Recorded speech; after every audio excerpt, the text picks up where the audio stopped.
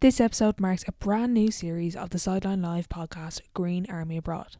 On this series, we will be chatting to Irish basketball players playing around the globe, so be sure to tune in every Wednesday over the next couple of weeks. If you have someone you would like to hear from or a player you know, be sure to email thesidelinelive@gmail.com or get in touch over on our social media at The Sideline Live.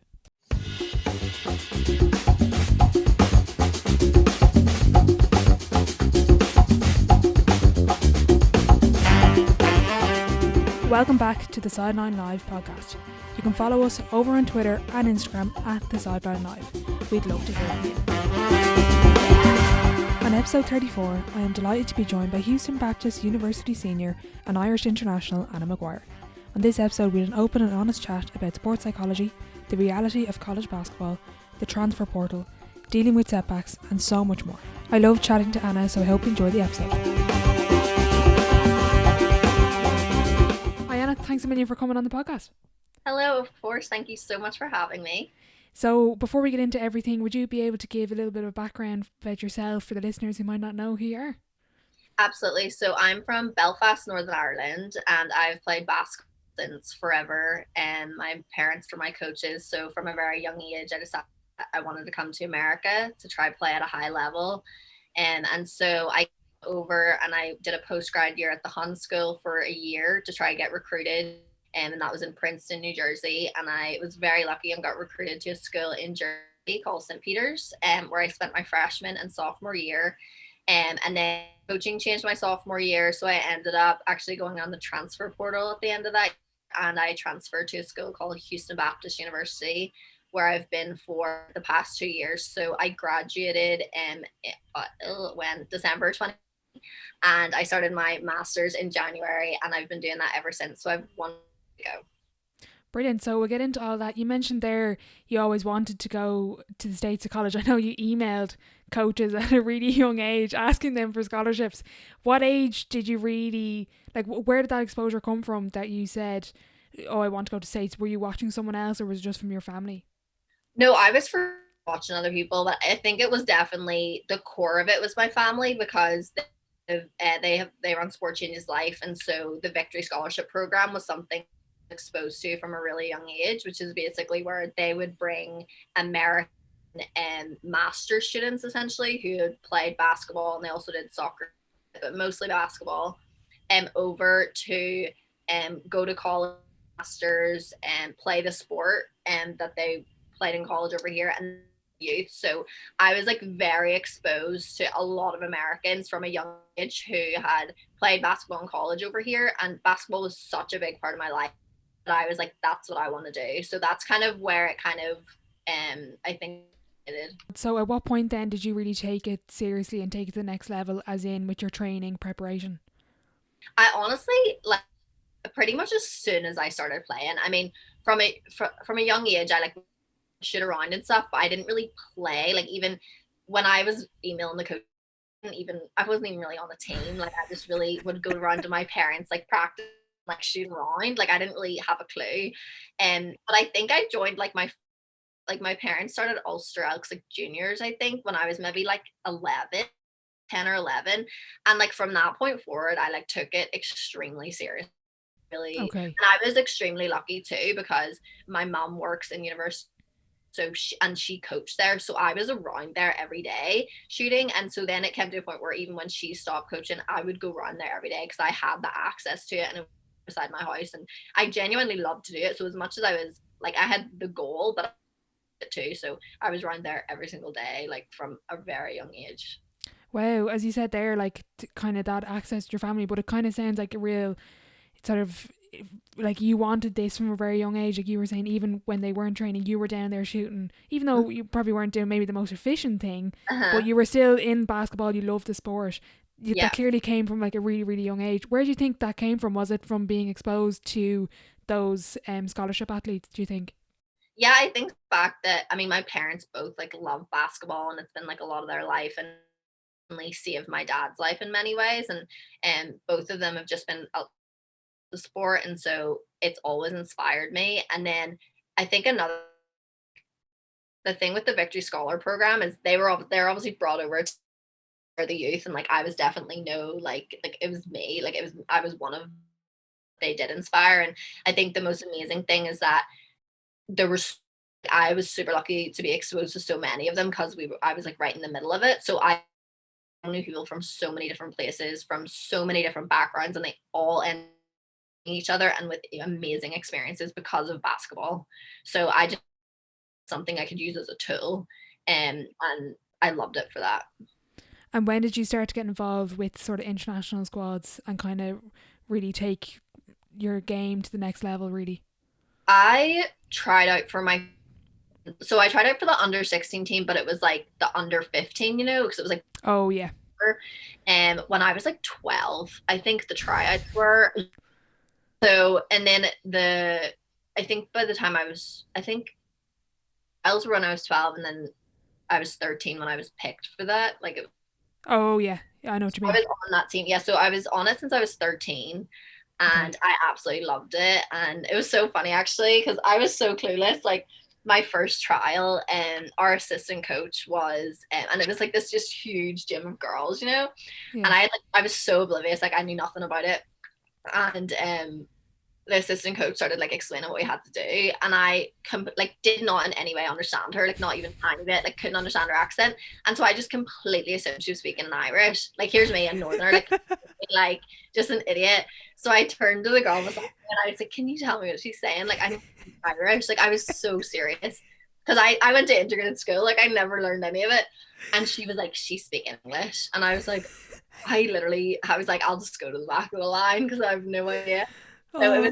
it was so funny. Like, I mean, she was from Kerry, so it was like Oh, fair enough. it was Yeah. a proper Irish accent I'll that give you that one. Yeah. yeah, I had just not been exposed to it before. Fully thought it was like Gaelic. Like, I was like, what is Oh. this? And but yeah, but I loved it. I mean, that team was super fun. Like, I'm still really good friends with a lot of those girls because we kind of played the whole way up, Mhm. and whether it was a year up and stuff like that. So it was a lot of fun. And were you nervous going into that trial, or were you just like, oh, I'm just here for the crack? I was definitely nervous, but I always felt very confident at trials. Like it was something I enjoyed to do. Like I kind of like that competitive aspect. But yes, Mhm. 100% nerves, and but the type of nerves that I think are good. Yeah. Yeah. Wasn't. It kind of shows that you care and you kind of have that Yeah, fire in your belly. Yeah. but I Yeah. was definitely taking it seriously. Like I wasn't going in there for fun. Like I was Oh, yeah. like, Okay. I was so competitive. Like all, Yeah. yeah. And speaking about those Irish teams, take us through a little bit of that, really, up to maybe under 18. What were those teams like? What were those experiences like? So the one that I was just talking about, I ended up just staying on. I was on the 15, and then my age group came up, and I was Mm. told I had to pick one or the other. Like I couldn't stay on both. So I ended Okay. up picking my own age group just because it felt like, I mean, it felt like the right thing to do at the time, and I'm super happy at that. So, because I loved, we went to France and stuff with that first team, and then the second team, I'm like getting them confused. Yeah, so the second team was super fun. That was when I went to my first Europe, and it was really cool. It was, I mean, literally my best friends on the team are still my best friends today, and Oh, the that's people lovely. that, yeah, it's super nice. And like we just had a really great bond, and we just all loved each other. So that was super. We placed like 11th or something, which was pretty good at the time. And and then after that, I did another under 18 Euros. It was with Liam and Tommy. So yeah, so that was my scene, and then I did two under 18s. So one playing up with Tommy O'Mahony as the head coach, and one with my age group as Liam Quaddy as the head coach, and they were Okay. both really good experiences. Also, I've been so lucky with my Irish teams. Like I've loved the girls on them, and have loved it. I've played a lot, so I got like a lot of experience in that way. And then I was super lucky in 2019, the year before I came to Houston, to play with the senior team, which was Yeah. like amazing. I mean, that was my first time with the senior team, and I was super lucky. I mean, James Weldon gave me such an amazing opportunity, and I had such a ball. And it was so funny because, Mm. like, I mean, I played in my teams a lot. This one I didn't really play in a lot, and it was probably my favorite team, honestly. Like, and I just had such a good time, and like that just shows a lot too, because it's all about like, the environment and like the people, and like I loved the girls, got on with them so well and Mm. stuff. It was just it was great. So yeah, I had a ball on that. I was super lucky. We went to Norway and Estonia and had a really good trip. Speaking about those environments, you mentioned there, even with the underage squads, the bond that you had, was that cultivated by the coaches, or was that just you kind of just clicked as a group with the personalities that the players and coaches had? I depends on the team. I think that the girls I was talking about I've been super close with since under 16. I mean, we were on all those teams together. Mm-hmm. And I think it was huge in that, like, obviously we were traveling near every other weekend for practices for like 2 years. And so huge in that, like, obviously it's a bit, I mean, it might be a bit different now, but and it was like, I know it still is like this. I feel like a lot of your friends in your school, like, get it, like they don't take stuff like sport, maybe that seriously. Yeah. So I think because you're going in there from like 13, 14, 15 with and you're leaving friends to like go and do this, so they're the people, they're the people I related to the most. Like I was like, this is great. Like they're giving up entire weekends instead of going to like parties or like doing this and doing that. Like they're coming and dedicating.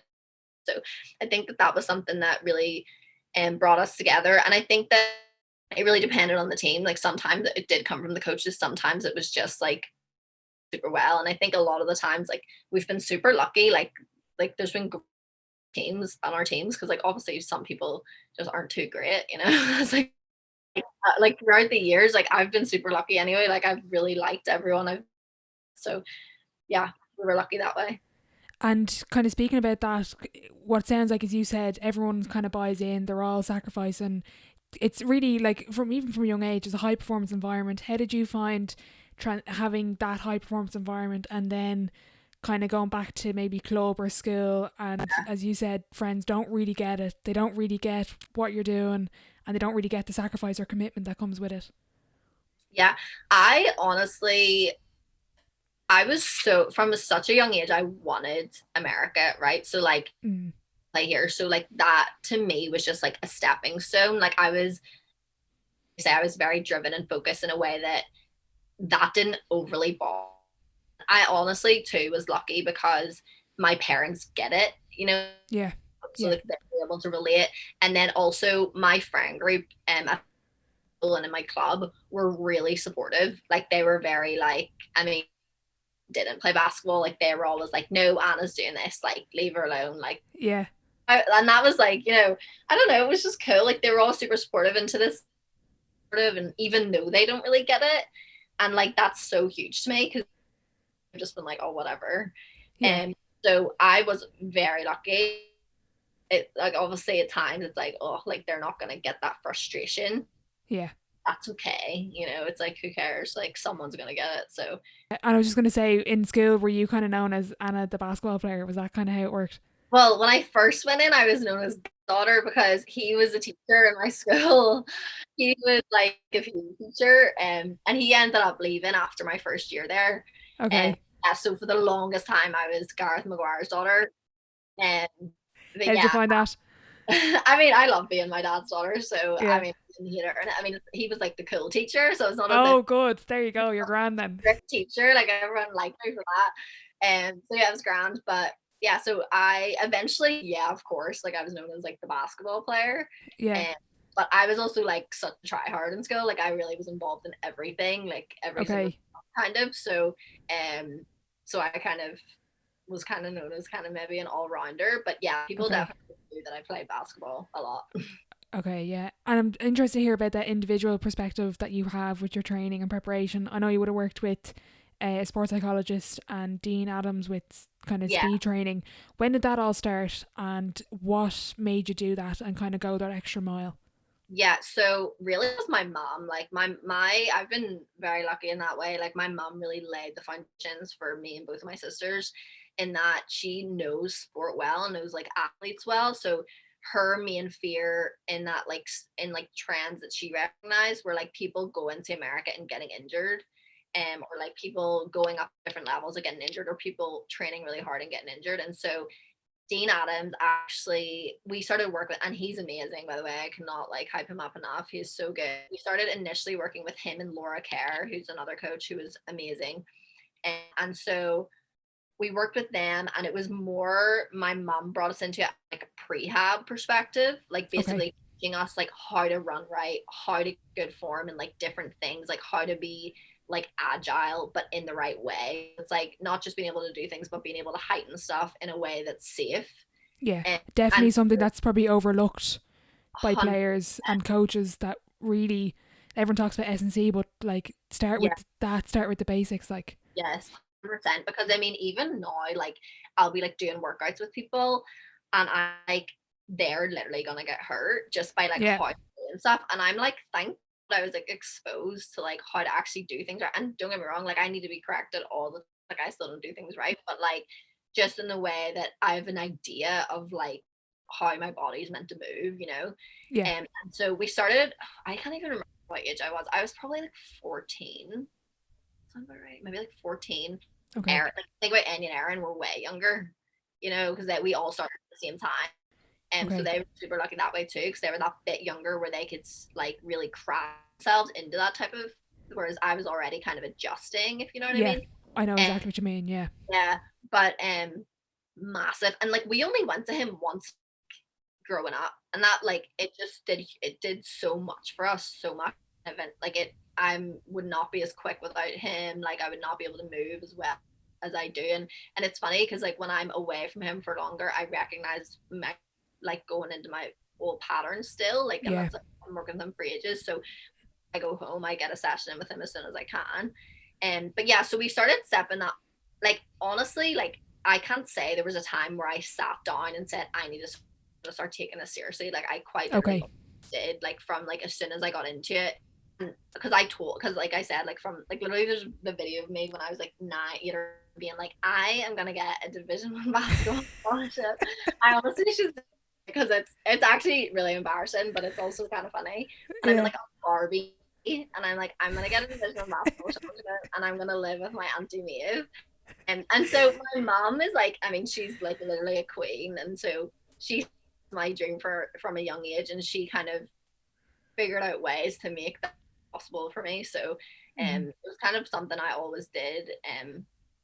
We started that relatively young, and like Mm-hmm. Erin must, because I was 14, so Erin must have been when she started, which is like She was which, sorry, you got out there. 9 when I Wow, started with him. I think because I was 14, so she's been always working with him, you know, and he's okay. cool. So she's probably going to end up the best athlete then of the three. Is Oh, that what I'm hearing? she is already the best of the three of us. Like Oh literally, yeah. no doubt. Yeah, she's Okay, cool. And what inspired the working with a sports psychologist? What was the thought process there? yeah. So I definitely hit a bump in the road where I was just really struggling, and I think that it was.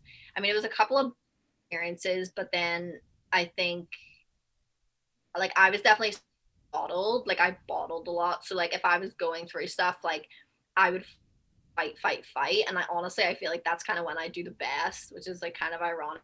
That moment when I'm like fighting something, it's like when I'm probably the best. Aftermath is kind of where I struggle. So like once that's like Okay. released, I like really like I got into like a really bad space in my head and like wouldn't really admit it for a time, but I kind of got to a dark space. And so eventually, my mom was like insisting that I go see like a sports psychologist, and enforced upon me obviously, but I definitely wasn't a fan of the idea at the start just because I liked there's nothing wrong, you know. Yeah. And And what age were you at this age? Sorry, I this was stage. 16, I would Okay. say. Yeah. It was like, yeah, it was, I was, and, but yeah, and I think definitely a lot of pressure was, there was like bad experiences, harder to deal with just in terms of I had, and it was all the pressure was from me. Like I was like, I want to go to America, and because I'd been thinking about it for a long time, like there were so many different things that I was just like, I need to do this. Yeah. I need to do this. And if I don't do this, I've failed, you know? And so was constantly felt like I was doing everything I could do to get myself in the right position or two. But obviously there's so many things that we cannot control, you know, and Mm-hmm. sometimes like that I struggle. I used to really struggle with that, like, you know, knowing not being able to have control over that stuff. And so yeah, so I went to a sports psychologist, and I did not like it at the start. Like I really didn't. I was just like, oh, like I just didn't want to talk about it. Like I thought it was fine. Like you know, I just was like, whatever. And but it eventually got to a point where I just gave it a shot. And when I was being taught like mindfulness, I was like, whatever. to go. And I like gave it a proper go, and I was like, it helped me so much, and it really opened my like how powerful the mind is, and like how I need like respect it and like give it like kind of leeway. That was kind of huge. That was kind of a huge turning point for me, I feel like. Mm-hmm. What were some of the initial sort of exercises or discussions that you had that some of the listeners could try implement or just get a bit of an insight with? The I think it's like completely different for each person, so like don't take it like Mm-hmm. Yeah, this is just what worked for you. yeah, for me the mindfulness was the biggest, and it's hard, like you have to train to do it. Like at the start I was like, I feel like I'm just like listening to the birds or something. But literally like the moment like walking around the University of Ulster campus, and like I'll just literally like told me like hold on to his arm, and he was like close your eyes and just like I'll lead you the way, and so basically you have to like Wow. block everything out of your mind, and like if a thought should out, and it doesn't sound great, but it like once you find like this amazing like state of like peace that like experience that before, not that like I've had a very great life, like no, Yeah. I like very Yeah. happy, I don't mean it in that way, just like it was just like a moment of like zero thoughts, so like it completely kind of brings you back to like ground zero, which was Yeah. like huge. And so and it's also a reminder that you do have control of your mind. So for me that was like really big, in that like I use that a lot from then, like just to kind of relax and like And how much do you still use mindfulness now? Is that something you've really carried with you? yeah, I mean, so I need to get a lot better, because I've definitely like I was in a great habit of doing it, and then I kind of came to a point where I would kind of let myself get in a stress Mm. way before I did it. And so at the moment I am working towards like actually just doing it continually, so that I don't have to get myself to that point where I need it. If Yeah. you know what I mean? Yeah. You kind of like a maintenance, kind of like once I Yes, keep at it, like I don't let it drop too much. absolutely. Yeah. Yeah. And how much of basketball and sport, but mainly basketball, do you think is mental? Like people always kind of, the way sport is 9% mental, and other people, agree or disagree. What's your take on that? I 100% think it's 90%. Like Can you explain that to the listeners? Because I know some people probably be screaming at you. That's not. It's not. no, I know, and feel free to disagree in any way you want, but I just personally believe it is. Like I obviously believe you need a certain level of skill. I do believe Mm. that 100%. Yeah. Like you can't just go, I have no idea, and like kill it. Mm. But I've seen people who like I've seen people who have amazing skill and amazing talent and zero confidence, and they're absolutely terrible on the court, because Mm. why would they be anything else? And I've seen Mm-hmm. other people who have very limited skill but extreme confidence and understand how to use the limited skill that they have, and Yeah. they can really kill it. And I Yeah. even know just from my own experience, like I mean, I'm a completely different player when I have confidence and when I don't. Like night and day. Okay. What do you see the differences as really in those with the two corresponding players? Yeah, I think that I so funny because I'm still like trying to figure that out. I think like the confidence, when I feel this confidence, or like I have a confidence, there's honestly not as much thought to it, Yeah. right? It's almost Yeah. like the way you're not mindfulness state, like in a strange way. And whereas like the lack of confidence, it's like you're thinking about everything, you're conscious of everything, you're almost like self-conscious on the court, if that makes any sense. Yeah. No, exactly. I know exactly what you mean. Yeah, and it's like hard because like I've been trying like long to figure out how to just consistently get myself into that state. Mm. It's that like level of mindfulness almost when you're on the court, and I do, like I've been trying, and I've been trying different methods, but I think that's definitely the me is like you're either thinking about it or you're not. Yeah. Yeah. I'm interested to hear, is there any particular techniques? I know you're still learning. I'm Mm-hmm. really only getting into this kind of now. Yeah. Is there anything in particular you found you've helpful for building up your confidence at all? And I definitely have found that well, I practice is like everything, but saying that I can like I don't think that like I think that that's key, but I don't think that that's the deal breaker, because I've always practiced always. Yeah. Like I've Mm. still have confidence slumps. And so I think for me, like definitely something that's helped visualization. And also kind of reminding myself that um basketball is like a huge part of my life, but it isn't me, like find me. And I think like that's something that I like struggled with for like a while. Mm-hmm. So yeah, so I think that that's something, but visualization is something that helps me in terms of like on my way to games and stuff. I would definitely do that, and like that's important. Definitely, I mean, because I've been in many situations where I don't play very much, so you Mm-hmm. go on, you have to capture that moment and like be able to actually, well, even though you've been sitting cold on the bench for like an hour, you know. Yeah. So like Yeah. finding a place. So I think it definitely depends as well on like where what your position is role is. But for me, like a lot of it was being able to have the confidence, even though I've been sitting there, I can go down and knock down a shot, Yeah. like just like as if I've been in the game the whole time. Yeah, I know what you mean. I heard a good clip. It was from Nadia Power. She's a Irish runner. She was saying on it was on News Talk off the ball. She was kind of saying that she's struggled with sort of belief and confidence.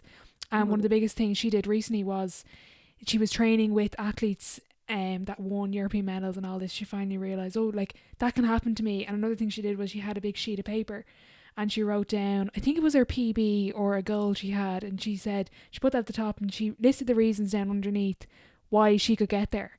And I Mm-hmm. thought that was just sometimes just something really simple, and it Yeah, was just that putting stuff to reminder. paper. Exactly, that reminder. Do you have to constantly, especially if you're on the bench, maybe not getting your game time, or maybe shots aren't going in warm up, or Yeah, when you're out practicing, is that constant reminder you need? yeah. I mean, I think that it's so funny because I used to see it a lot in the way that it's like, oh, like if okay, I did this before the game, I played really well, so I have to do that again. Whereas I'm like went out of that now because I feel like that puts pressure on that. Then it's like, okay, well, if I don't do this, like, no, I can always do that. It doesn't matter what I do. You know what I mean? Obviously, there's different people, but for me, I'm like, nothing's gonna really stop me from doing well right this second, apart from my mind, like, apart from Yeah. myself right now. So I think that that's kind of something that well and like overcoming, and that like it's on me. You know, like Mm, that is on totally. like, I can't control like when I get put on or how long I get put on for. But if I like, doesn't matter when it is, like it's my job to like get myself in my mind in position. Yeah, exactly. Do you find it hard? You mentioned there kind of basketball is part of my life, but it's not my life. How do you stop? How do you kind of park basketball and kind of separate it from the other aspects of your life? And you kind of mentioned you probably struggle with that a little bit. Yeah. Oh, that was like a struggle for me. Like literally, because basketball was my life. You know, it was like literally the only thing I ever thought about and the only thing I ever set towards. And like even if like all my academic and extra were all set with the end goal of them helping my basketball. Okay. So like everything always had that end, you know, that like finale of basketball. Mm-hmm. That was huge. And I had to get to the point where I like isn't I need to not be that way because that's so you know, like it was seriously like if my basketball was going well, basketball was not going well, I was so down. And like that's not okay. It's up to a point where it's like, okay, that's a part of my life, you Mm. know, determine like how I'm feeling and my day to day basis. Like it's just as long as I'm putting in, as long as I'm doing everything I can do, like if I'm put towards, then that's enough, you know. And like, don't get me wrong, it's still gonna affect your emotions, but it shouldn't be to the point where it's like day to day you're struggling because something isn't going your way in one part of your life. Yeah, totally. I'm going to draw this conversation a little bit back to kind of going to the Hun school and the prep school. How did you kind of get into the Hun school? Was there a connection there? I know you mentioned family in the States. So how did that all work out there? So we ended up, how did I get? So we ended up meeting a woman who was a coach, a really good coach at a prep school in New Jersey. But her prep school didn't have like a post grad year, Okay. like just had the high school years, and I needed the post grad year because I already had graduated high school. Yeah. So she had recommended this conference of prep schools, and she highly recommended the Hunt School because she wasn't too far from it either. So she was like 40 minutes from it. So she was like, I can look out for her, or like she can come work out with me and my team because her team was super like really good Wow. and Okay. stuff like that. So that's how we ended up. We ended up reaching out, and ended up sorting out that for me to go there. And her name was Mary Klinger. She was such a blessing for me that year. Like literally, I mean, the Hun school was amazing in the first place, but it was really nice to have that bit of air outside of it as well. Yeah. Yeah. And so I would go over and I would help out at her camps or her training sessions. And then she would also work me out a little bit, which was amazing. I mean, she used to play for USA. She played for Rutgers. Wow. Incredible. Yeah. So I loved her, and she really treated me like her own child, you know. And her son actually did the Victory Scholar program. Oh, that's gas. Yeah, so that's kind of I think that's how they met. I think it's how they met. I don't know. It's something like that. I can't remember who met who first, honestly. Okay. Yeah. Yeah. But yeah, so that was kind of how it went, and she was amazing. So that's kind of how we got the connection there, and then ever since that, they all the connection through me. So that's how Anya has went there, and now Erin's going there in August. Mm-hmm. And to that point, before going to prep school, was there sort of interest and contact with any college in the States, or were you waiting to get to the Hun school? There was definitely contact. I had a couple Division 2 offers, but I was like set on going Division 1. And look, I would definitely advise people not to be stuck on that. But at the time, I really not that I was stuck on it. I just felt like I was a Division 1 player, and I felt like I just didn't have the exposure. And so that was kind of my outlook on it. And so, yeah, so I was, but also there was like that year of when I was 16, 17, when I struggled, like I really, like I like lost a lot of weight, like wasn't doing very well. Like I really let myself get on top of myself and really didn't play. Like I played, but not like I would play, you know, like I wasn't well. Yeah. And so I felt like I'd missed like that whole year essentially before being recruited. So that was a reason that I wanted to go. Okay. I'm interested to hear about the Division 2 offers. Is that them making contact with you first, or are you reaching out sending them film from the likes of the European Championships? How does that work there? It was both. So like, yeah, you especially when you're international, like it's definitely important that you reach out a lot, because we're here, like if you're just involved in a team, like they're gonna hear about you at some point, whether it's a tournament or just through the grapevine. And whereas it like at home, like that would need to be a very, very big grapevine, if you know what I mean, unless you're like and so yeah, so it was definitely, I reached out to people a lot from my age. Equally, I got people reaching out to me, but I didn't do well during that time that I wasn't like feeling good. And it was funny, like I do the little things, like literally I would be asked like send transcripts or like send this film or that film, and I was so bad at following up. Like I was tearing up for about a year. And so I think that's where a lot more stress then knew it was my fault, you know, that I was like, and I just wasn't in a good head. Wasn't like logically, I wasn't thinking logically, like I wasn't doing things how I would usually do it, you know, I just wasn't thinking well. And so yes, he screwed me a little bit, but it was me screwing me, I guess. So so I learned a lot. But yeah, so it was kind of a bit of both. But the D2s that reached out, like I hadn't reached out to any D2s, like maybe because I was only reaching out to D1s, which again I wouldn't advise people to do, but at the time yeah. And I'm interested to hear then, you go to the Hun school, how does that recruiting then work in the States? And I'm interested to hear from my own perspective. I'm just interested in it, and for any of the listeners that are thinking of going to prep school, and then to kind of bridge that gap from yes, I'm going to prep school, but then how do I get a college scholarship? So it totally depends on your prep school.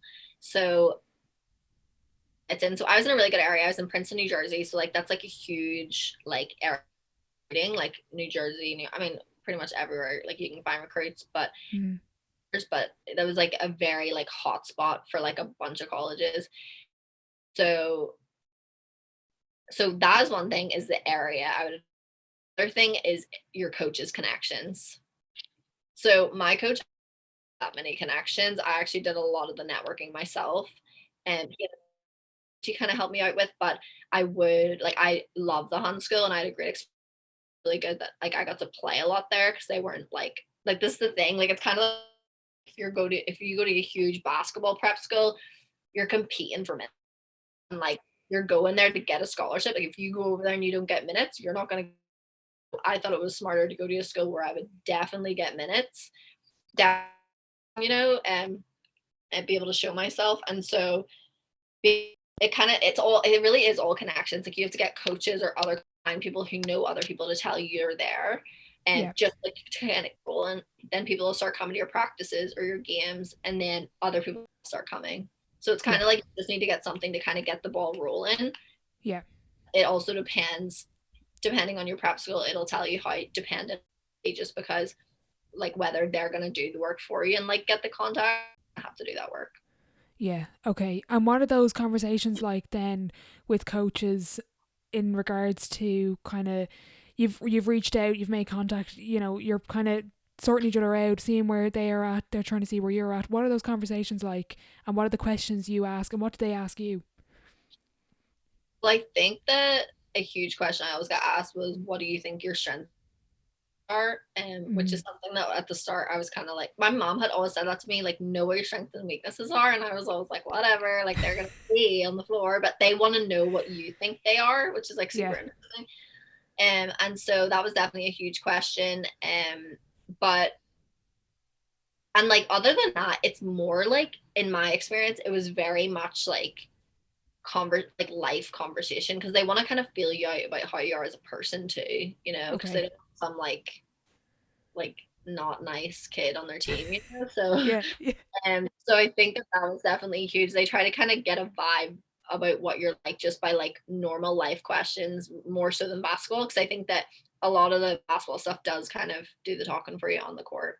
Yeah, I know what you mean. And what are those questions that you're asking the coaches, whether it's about the team, the school, the conference, the playing time obviously would be a big one as well? So I never asked about playing time ever. Okay.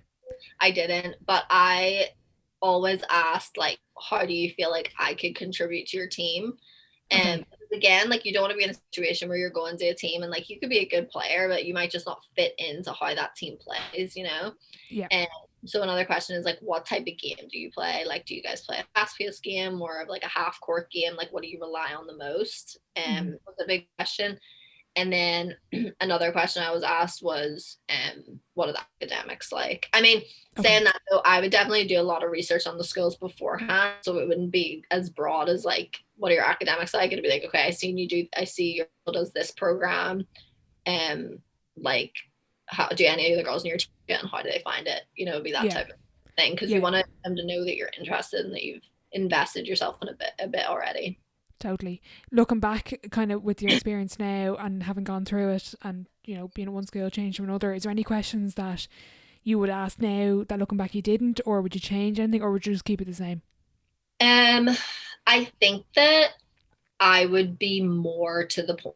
Like, I think I was very like, you know, I think it takes the experience to recognize that it's a business, you know. Like at the start I was very like, oh, like, please pick me, like, please pick me. Whereas I think there obviously be a level of that, but I think that there's also a level of, listen, this is what I think I can give to you, and like, do you think that will work for you? And if so, how do you think I can contribute? Like, it needs to be more of like I can do this for you. Like, it's like a transaction from both ways, you know, like they're giving you a huge thing too, but you have to be able to contribute. So I think I was very like my emails actually were like super long, like I like telling them all about me and telling them what I love about their school and that. And like I said, like a bit of that is good, but I think it needs to be also like, listen, like, I think this could be a great opportunity for both of us, you know, and like, I would be honored if I like had that opportunity to show you that, you know. Okay, yeah, that's interesting. And kind of speaking about those offers and contact, who were you in contact with? Who offered you scholarships? And I know you went to St. Peter's, but how does that decision take us through the steps to make that decision? Yeah. So she got super unlucky my year at the Hunt School, because like 2-3 weeks into the season, so I'd been playing very well, and then like 3 weeks into the season I got a injury, and the season in America is super short compared to home. I got injured in like December. Our season started like the start of November. I got injured in December and then didn't get back until the last 2 weeks. So at that sugar. Yeah, it sucked. So at that point I was speaking to Lafayette, St. Francis, Brooklyn were like the two main ones that I really, really liked. Lafayette was from like a super young age, and then St. Francis Brooklyn I didn't think I'd like.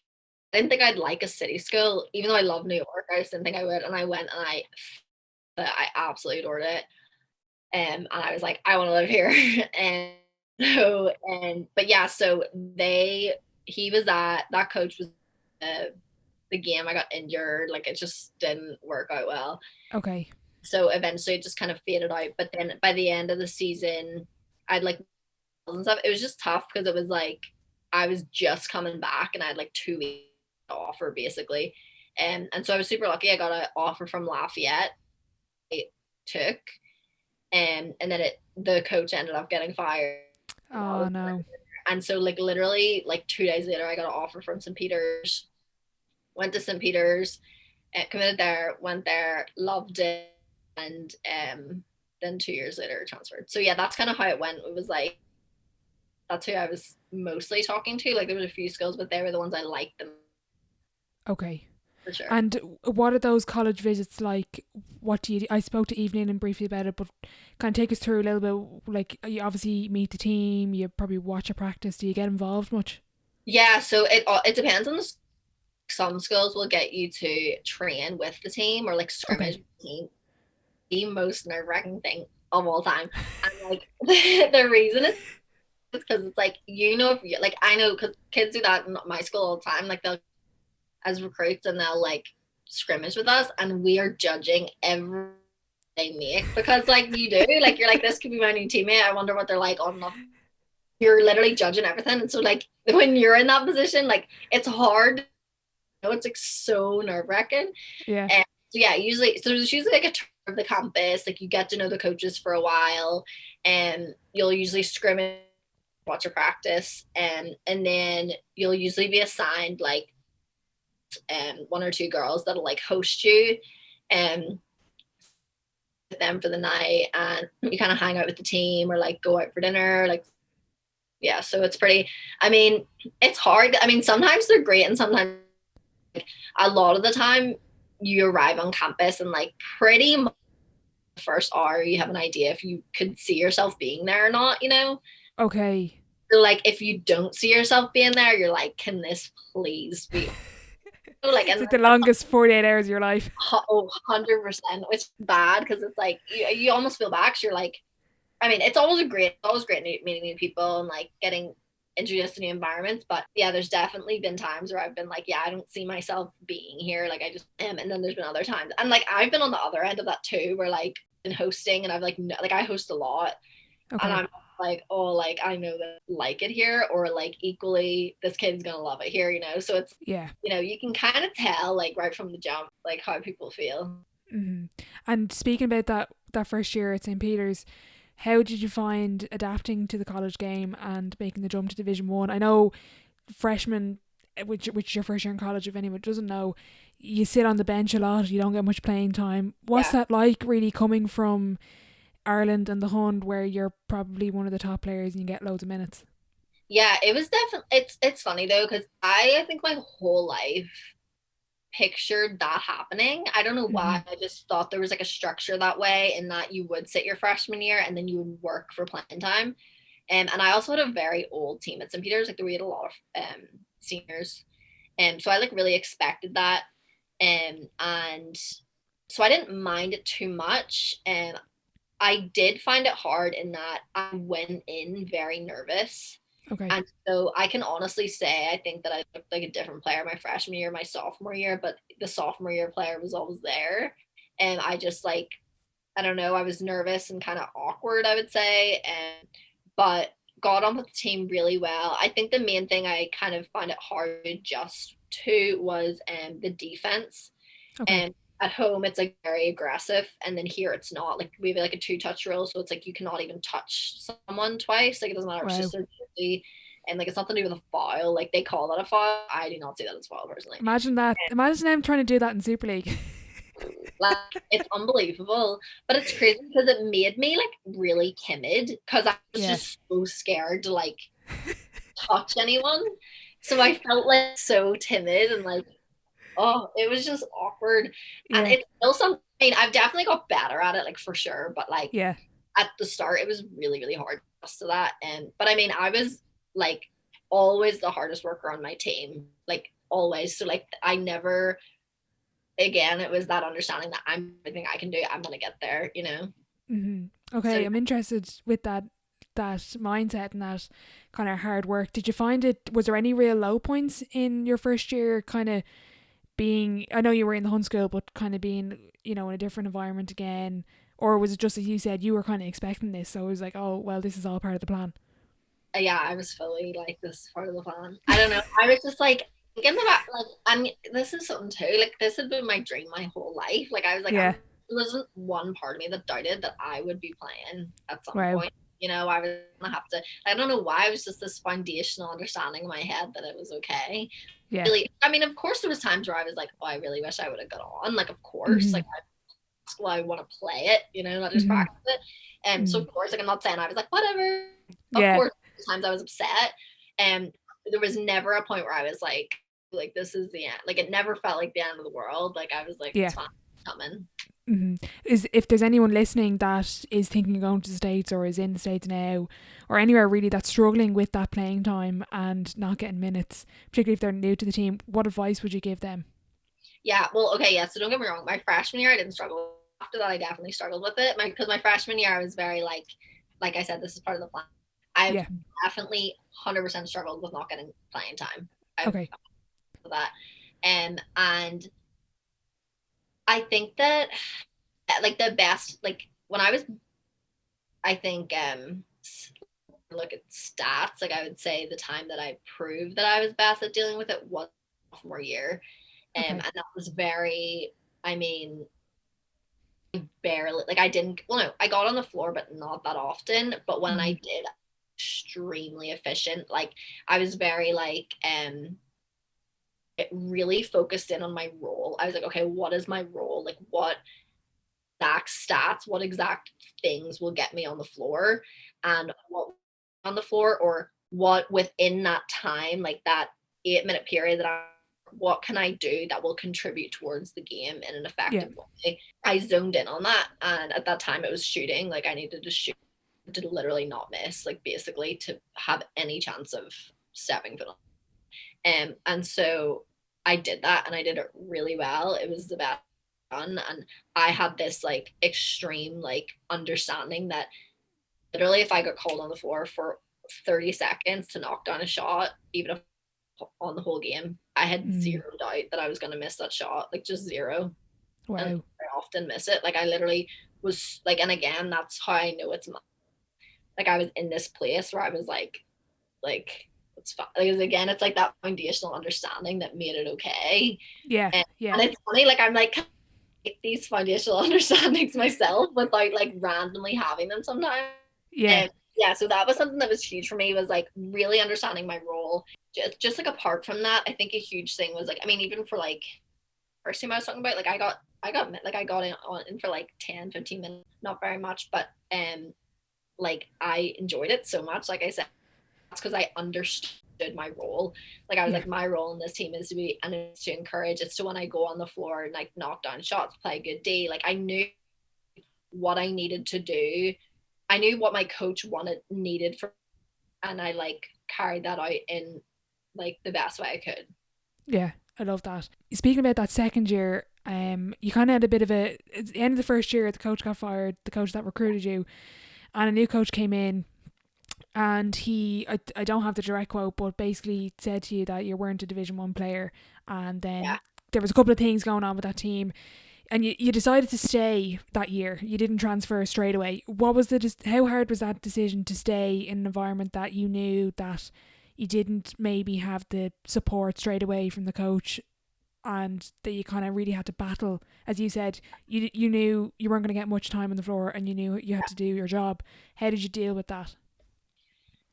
So initially I was obviously because I felt like I really deserved to be there and me that made him feel that was his like he just came in with that attitude rather like before, so anything he was saying just wasn't even, because I didn't play the year before, so he was saying was just like a guess basically.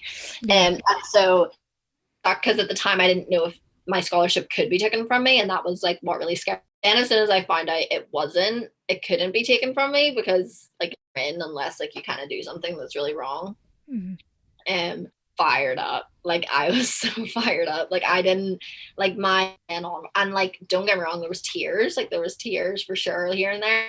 Mm-hmm. So determined like to prove him wrong, like I've never, again, that was one of those times where at the time I like really just like, I'm so determined, I'm so ready to, and then afterwards I more struggled, if you know what I mean, like once that happened. But like at the time, like during that year, like there was definitely times where I would be upset because but that was like more from like frustration, like it was very hard like to be in such an environment every day where someone would make it known that they don't want you there. Like that's hard, like because it is your life essentially, like it feels like it when it's like you're there with that person every day or those people every day.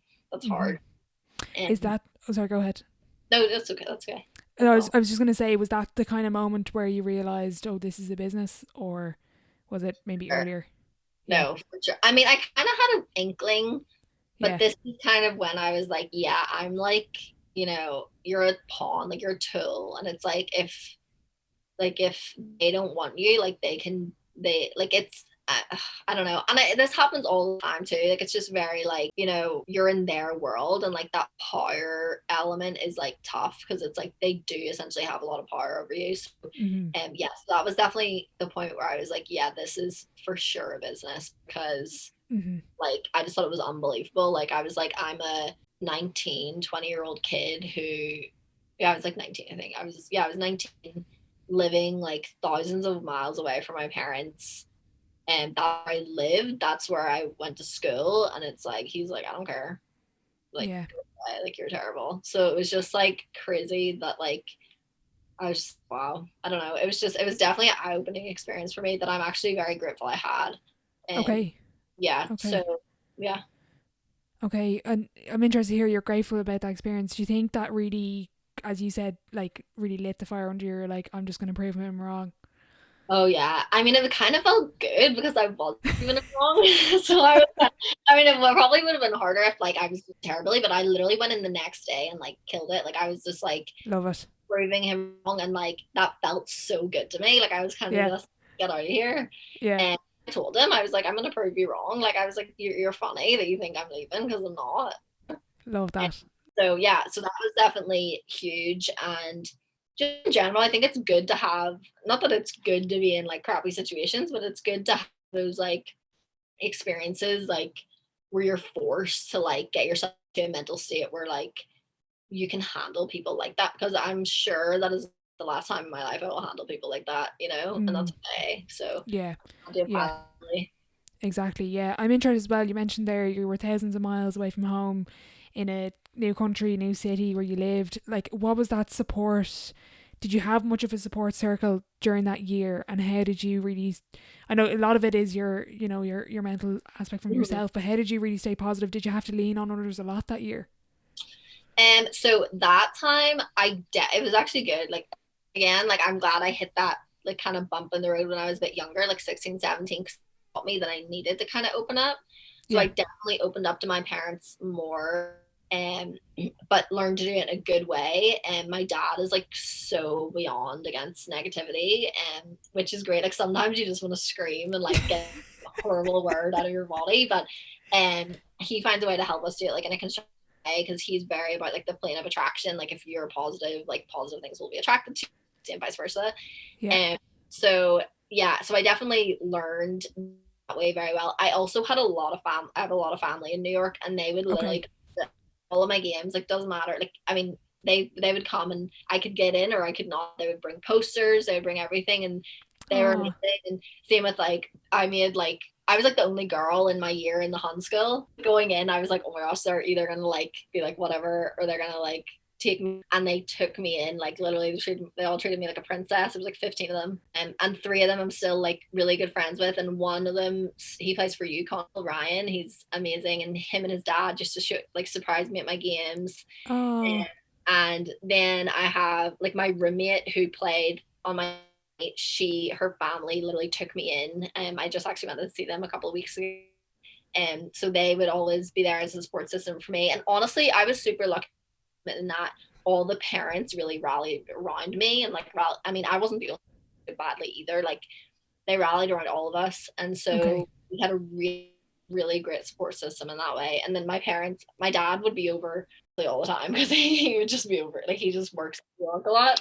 Okay. And he would show up a lot. And so, I mean, I was super lucky. Like, I had people around, and you know, and I had a lot of friends there too. I mean, I was really good friends with a group of British guys who played soccer, and that was actually really helpful for me. Like, even though, you know, I'm an Irish person, not a British person, it was nice. It was like, you know, something a bit closer to home. Yeah. And did the like kind of being away factor. So yeah, I was lucky in that. Mm-hmm. Yeah, because sometimes we don't have the support network when we're so far from home. But you made the decision then to enter the transfer portal. Can you explain that process and how it all works, and kind of take us through? Because I know there was like this synergy skills ranking thing. I don't know if are they linked? They're linked, are they? I don't believe they're linked, or maybe they are. I don't know. So there's two different platforms. One transfer portal and one synergy. Okay, they're different things. Okay. I don't think that you have a connection, but I just know that most coaches have all access. Okay. So synergy is essentially like what a lot of people will use as like, they'll do like their game film on that, but also every single player is ranked in terms of every single skill you can from like, oh wow, very good or excellent or terrible, like all very like, you know, written up. And so what's it like reading that and being like, oh, I'm classed as really good or like terrible or something? Interesting. I actually thought mine was really accurate, so I didn't mind. Sure, if I didn't think it was accurate, I would have been like, oh. But I like felt it was like relevant. I mean, because I know my strengths and I know my weaknesses, you know. Yeah, so like, exactly. Gonna tell me, I'm gonna be like, yeah, you're right. Actually, I'm not good at that. Too much. But yeah, so it wasn't too bad. The transfer portal. So you can enter the transfer portal. Basically means that like coaches check it like nearly every day. Oh wow.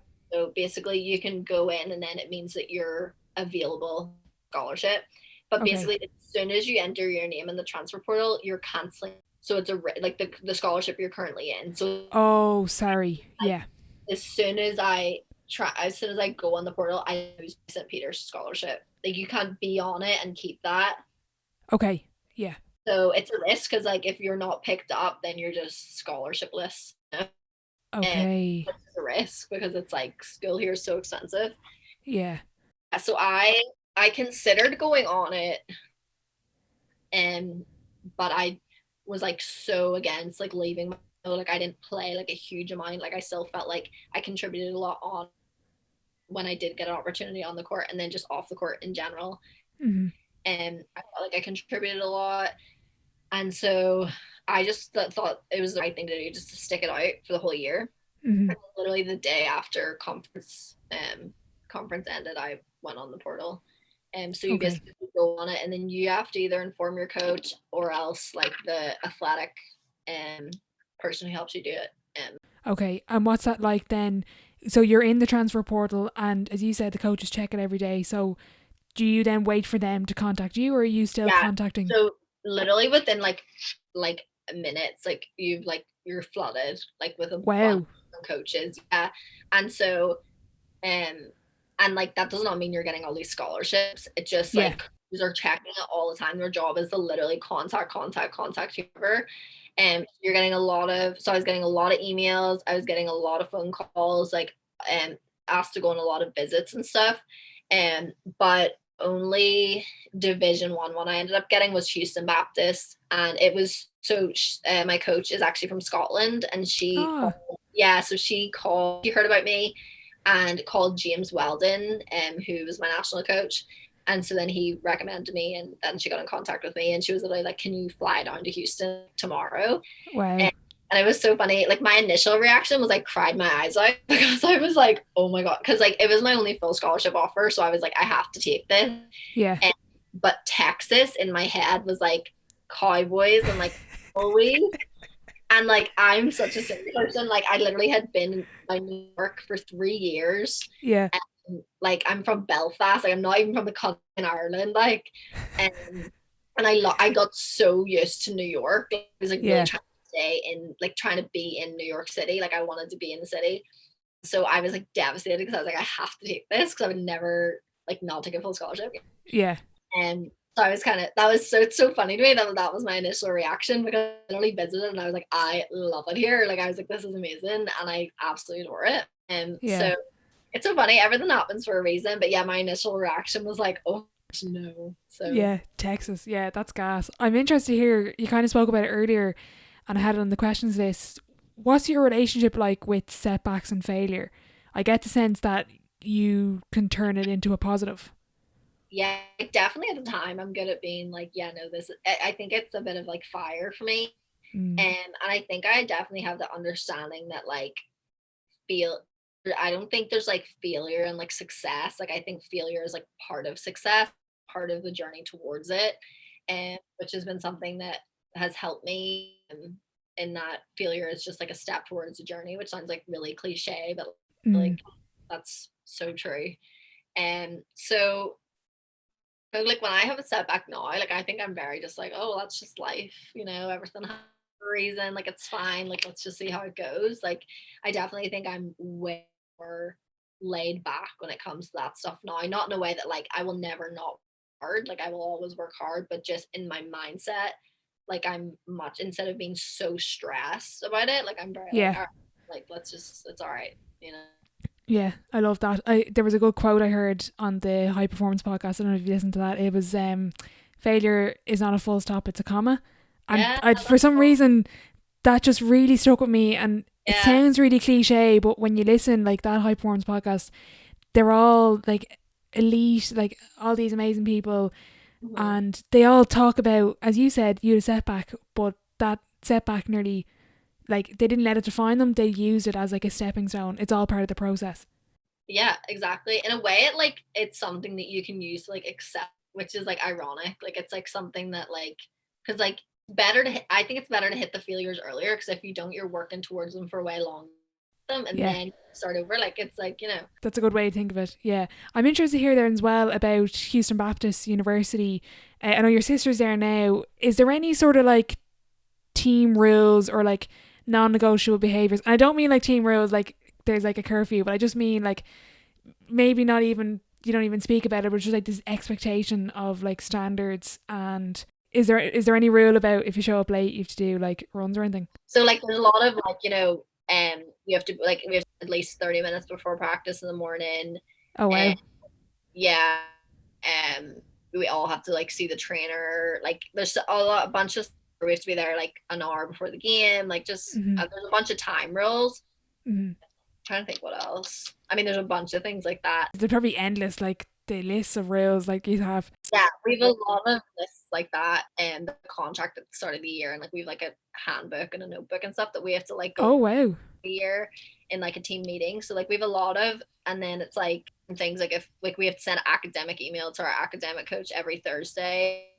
So Okay. we must have a different like one of the assistant coaches or the head coach is our like group, and we have to like update them every Thursday on our classes. And if we don't Wow. like a punishment bucket, like stuff like that. And Wow. Jeannie yeah, Mac. What's that contract like? Is that a bit of a Coach Carter contract or? yeah, no, I don't think so. It's just very like living up to like the standards of what it is to be like an HBU basically. So it's like all about again like the academic minimum GPA, like what time we have to be at certain Okay. things like stuff like that. So Okay.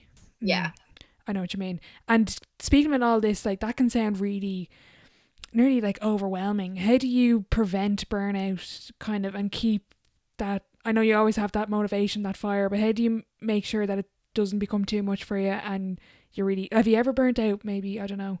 yeah, 100%. I mean, the time I first burned out was that 17, like everything just got on top of me. Mm. And but I think that I learned, and then I think that definitely have burned out confidence wise because I think that this is like something that I know it's different for different people, but it's something that I know I can work on. Like it's something that I always have to like be on top of and like working on and like practicing in my mind. Mm. And I'm sure that's the same for so many people.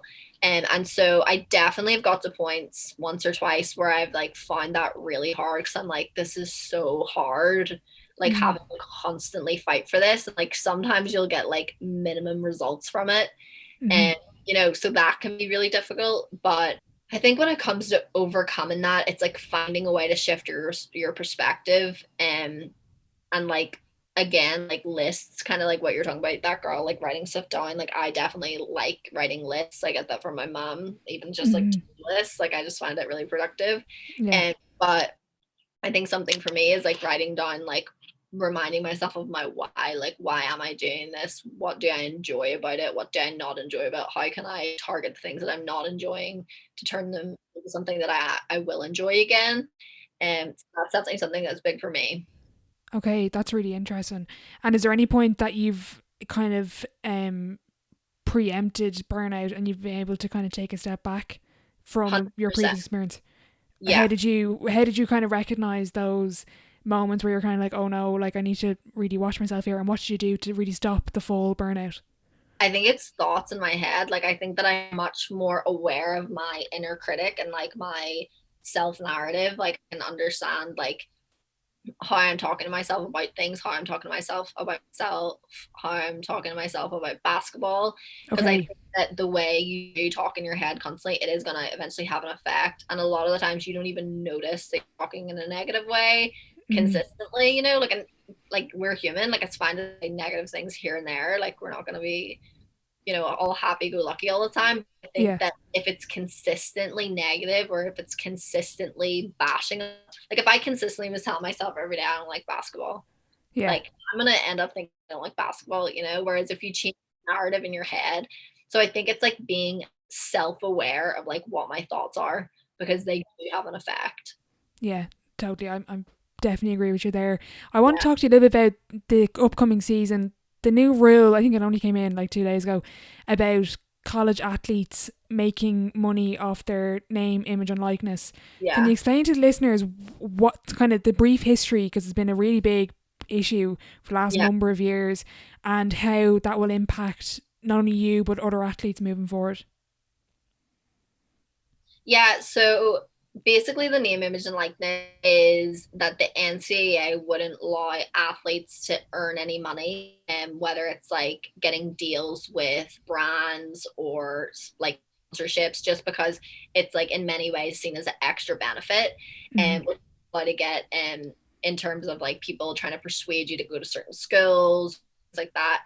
And however, the reason it's been a massive debate is because many schools, like many of the big Division 1 schools, earn a lot of money from people's names, image, and likeness. So Millions. millions, Millions. Yeah. millions. It's It's nuts. ridiculous. So like people will literally, like schools will earn millions from like someone's jersey. Like, Yeah. and that kid, like say for example it was me. Say it was Yeah. me. Oh, my jersey was like this, like HBU were getting millions off jersey, and I Yeah. didn't get a penny. Not a penny. Like Yeah. that is a joke. Like that is such.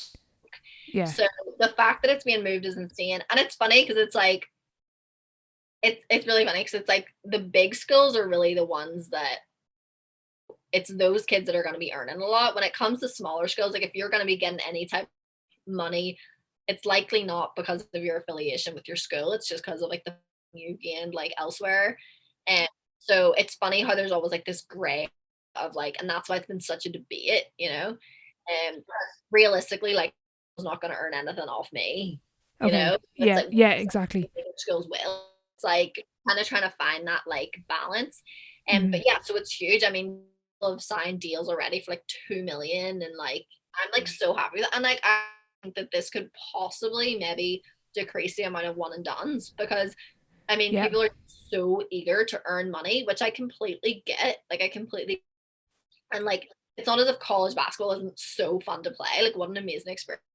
I could see people taking that few more years to like play college basketball while they're earning a lot of money and then going to the NBA, because like why not? They're already earning money and they can play college basketball, maybe win a ring. Like why not? Exactly. Yeah. Exactly. greatest example is Zion Williamson. He would have earned millions. Sure, someone choked on Twitter. He would have taken a pay cut going to the NBA. Like, yeah, and Skylar Diggins, like literally, her like thing was like her. Like I remember, I was like obsessed with her. I used to tweet her all the time. Like she tweeted me back one time. I'm excited, and I used to look at her headbands. Like she would have made so much money off those because I was like a random kid in Ireland, you know, like money worldwide. So I don't know. It really, I'm just so happy for the people who deserve it because like a lot of people do.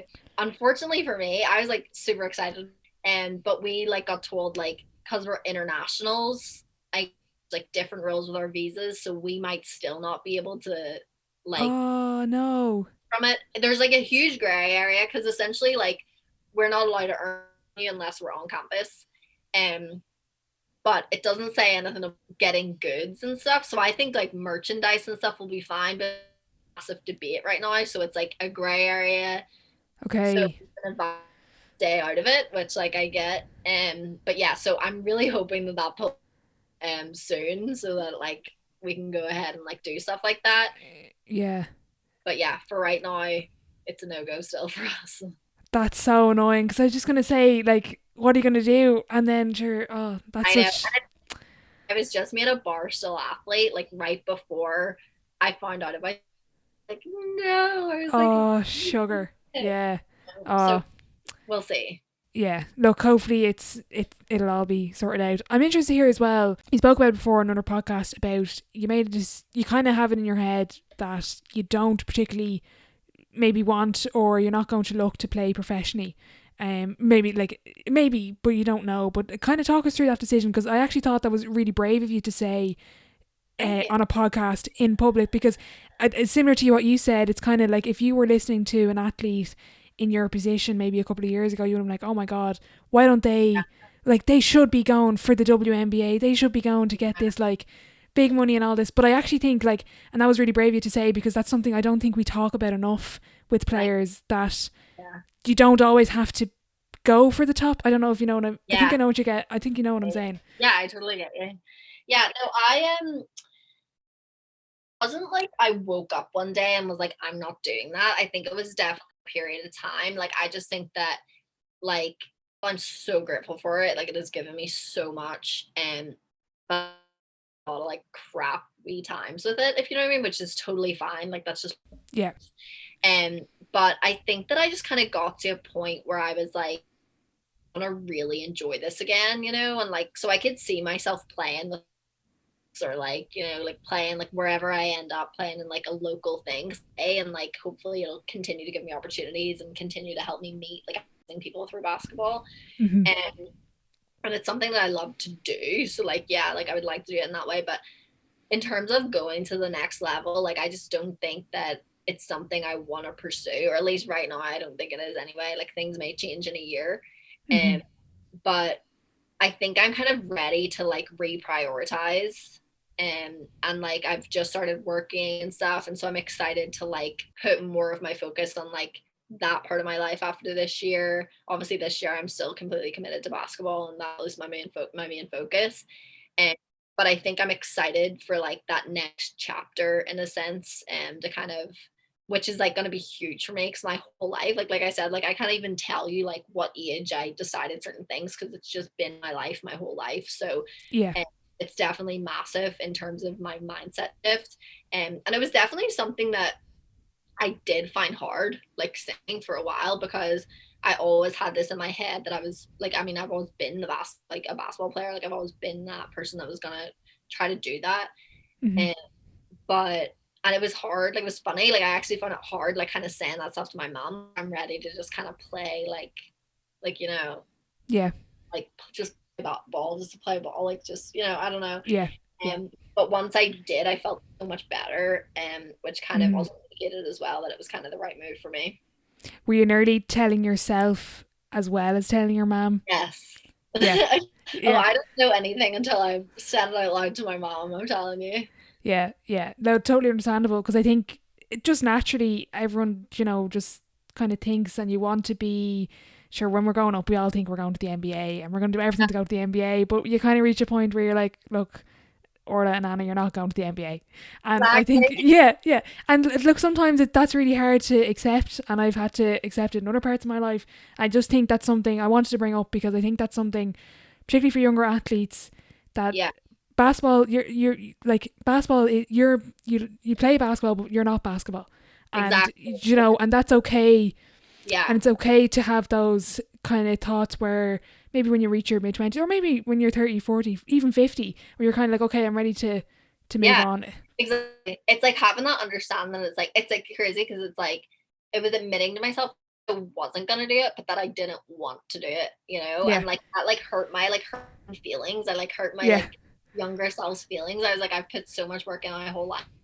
And but like it's okay, like if you don't want to do it, like it's okay. yeah.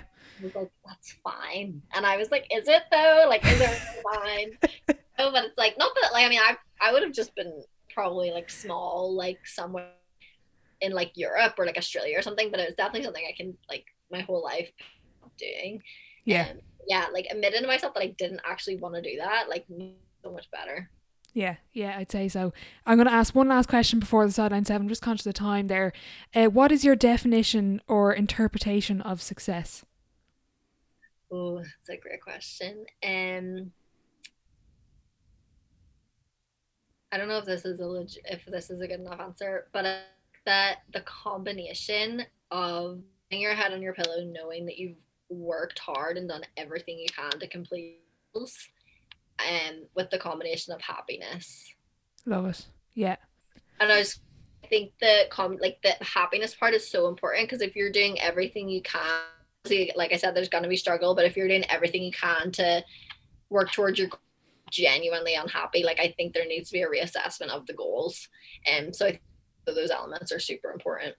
Yeah, I agree there totally with the happiness part. And I think I've definitely forgotten that I need to enjoy the journey and enjoy sport, because if I'm just working hard every day, well, that's just hard work. But like, if I'm not happy and enjoying it, then it's just Exactly. hard work. And then what am I doing? Now, I'm still like, I can admit here, I've enjoyed myself sometimes too much and not put in the hard work. Yeah, of course.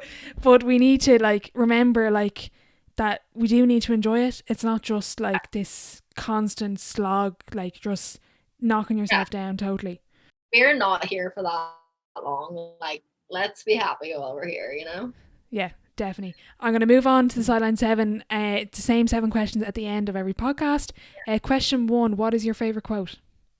Control the Yeah, that's a consistent theme really throughout this whole chat. Yeah, that has been from I was super young. That's been my main thing. Controllables for sure. Best sporting event you've been to? London 2012 Olympics. It was Oh, incredible. cool. What events were you at? I went to the semi, the men's and women's basketball, which was super fun. Cool. And I also went to I seen Usain Bolt run, which is super fun. I went to the track. Yeah, it was super fun. We got into like the USA house. Oh, wow.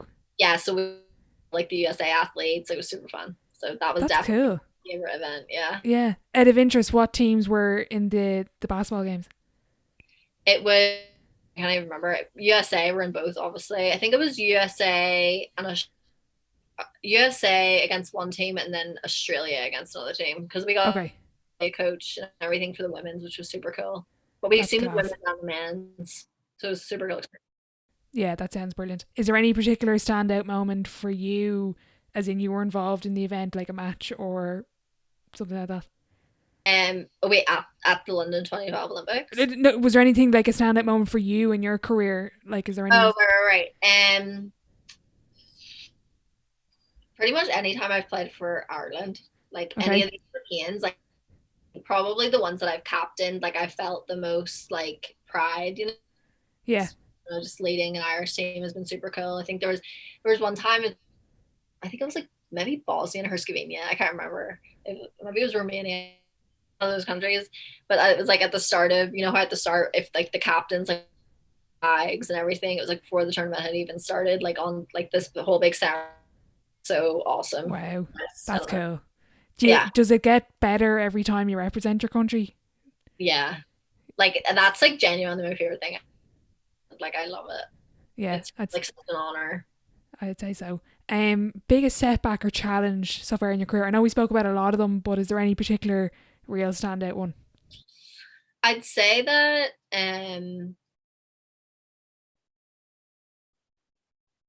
I mean probably being told I suck. Yeah, probably. I don't know, just because it wasn't something I could just be like whatever. Like I had to actively really do for a long period of time. I'd say probably that, yeah.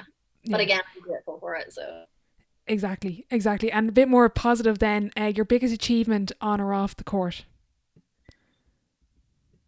I think that like I can genuinely say I think I'm a really amazing teammate. Like Okay. any team that I'm on. And so I think the consistency of that is something that I'm like genuinely proud of. And I think that my teammates would all stand up and agree with that, which is something that I think is huge. Like the fact that I can be a consistent leader and team. Okay. And Yeah. how do you lead then, as you're moving through the different teams? Like you mentioned there, captaining Ireland. You would have probably been a Yeah. leader at the Hun School, then your time in Peters, and then now going to HBU. How was your role as a leader and your experience developed? Yeah. Well, actually, one of the main reasons I was recruited to HB was as a captain. Like my coach recruited me as a leader Oh, and okay. watching me and everything. Like she had felt like I had those qualities. And so it was one of the main reasons she actually recruited me and to have that role.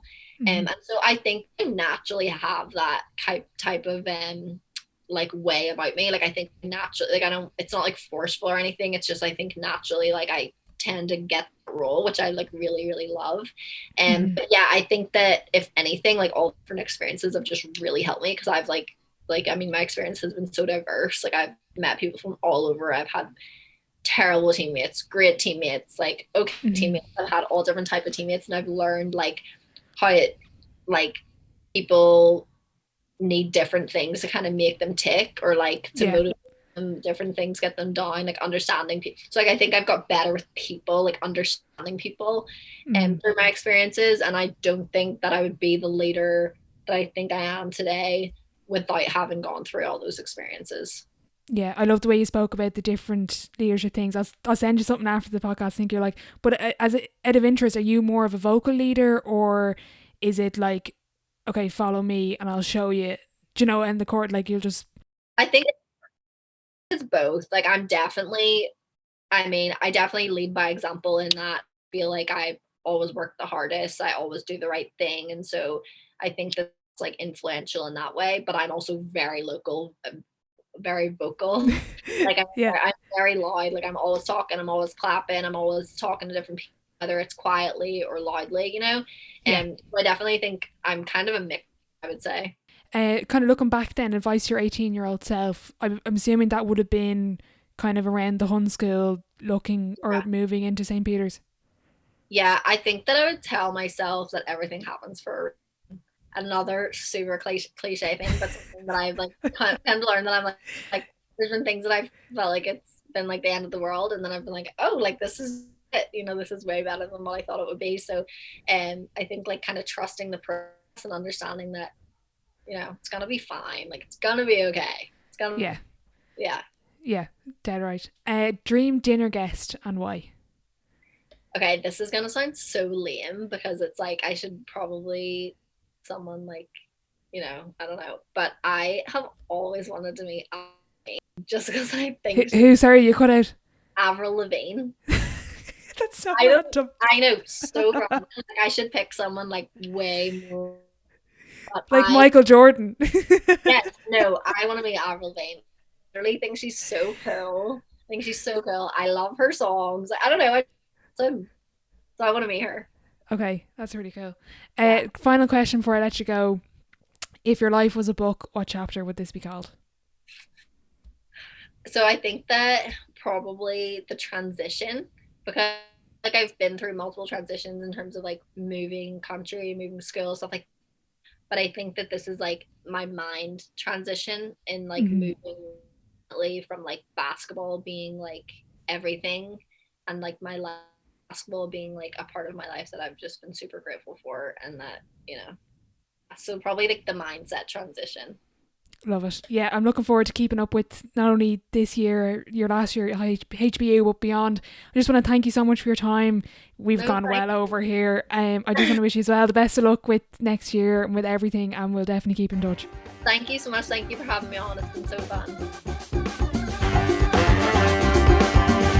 A massive thank you to Anna for joining me today. I'll be sure to leave all of her social media links in the description box below if you'd like to keep up with her season. I just want to wish her the very best of luck moving into her senior year. This is all part of the Green Army Abroad series, where we hear from Irish basketball players around the globe.